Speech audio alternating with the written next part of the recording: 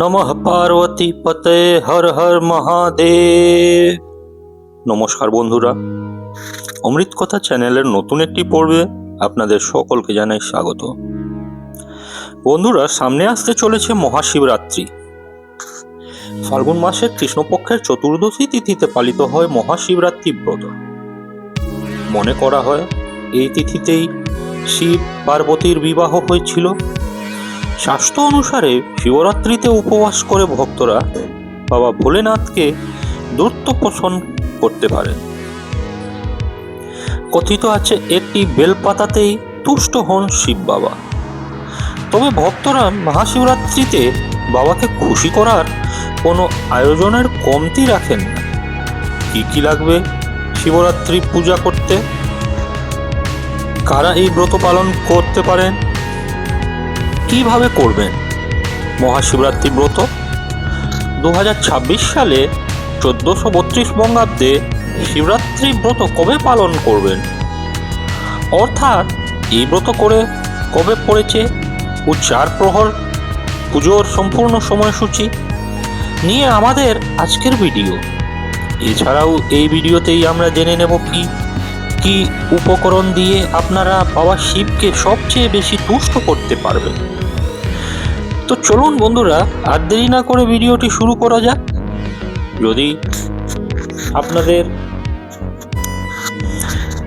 ভালো লাগে তাহলে অবশ্যই চ্যানেলটি সাবস্ক্রাইব করে এবং ভিডিওটিতে একটি লাইক করে শেষ পর্যন্ত সাথে থাকবেন। আশা করি ভিডিওটি আপনাদের জন্য খুবই হেল্পফুল হবে। ভিডিওটির মূল পর্বে যাওয়ার আগে দেবাদিদেব মহাদেবের যারা ভক্ত রয়েছেন অবশ্যই কমেন্ট বক্সে লিখুন ওম নমঃ শিবায় অথবা হর হর মহাদেব। শুরুতেই আমরা জেনে নেব যে শিবরাত্রির পুজো করতে কি উপকরণ লাগবে।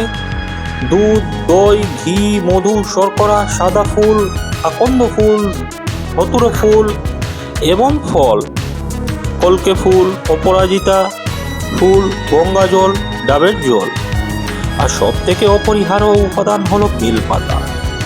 তবে মনে রাখবেন বেলপাতাটি যেন অবশ্যই মসৃণ হয়, ছেঁড়া ফাটাফুটো যেন না হয়, আর বেলপাতাটি আপনার পরিষ্কার জলে ধুয়েই তবেই দেবাদিদেব মহাদেবকে অর্পণ করবে।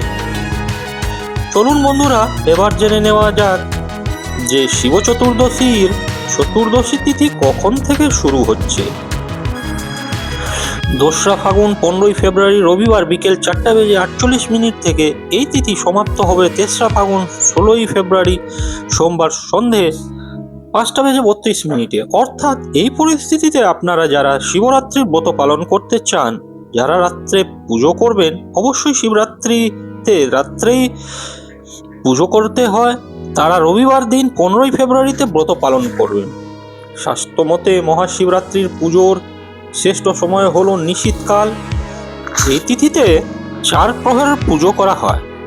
অনেকে কোন একটি প্রহর পূজা করে থাকেন। শাস্ত্রমতে মহাশিবরাত্রির তিথিতে সন্ধ্যাবেলা স্নানের পর শিবের পুজো করা উচিত।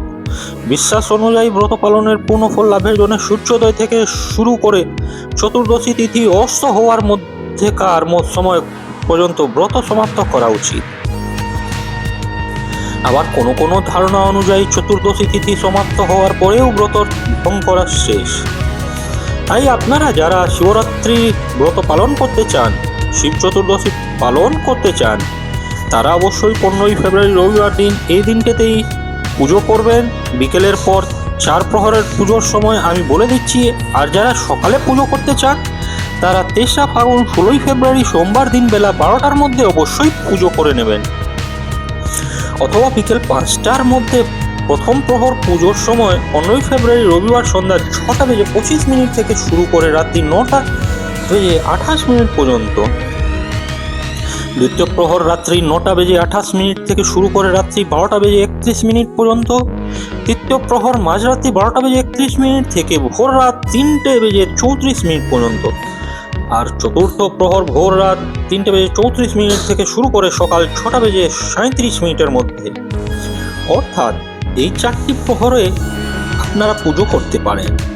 আর যারা 4টি প্রহর পুজো করতে চান না, তারা ওই সন্ধ্যার সময় 6:25 থেকে শুরু করে 9:28 মধ্যে বাবার মাথায় জল ঢেলে উপবাস ভঙ্গ করতে পারেন।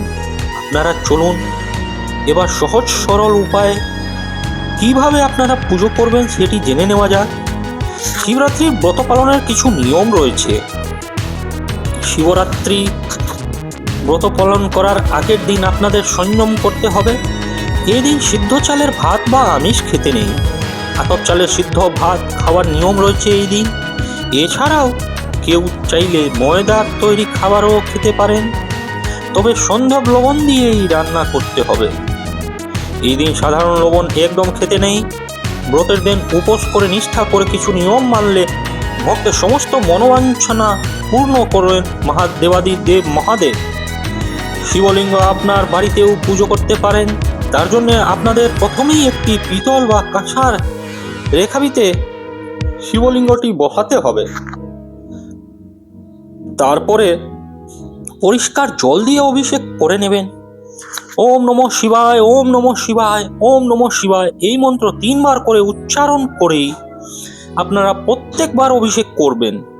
জলাভিষেক করেন কি দুধাভিষেক করেন? প্রথমে জলাভিষেক করার পর আপনারা দুধাভিষেক করতে পারেন।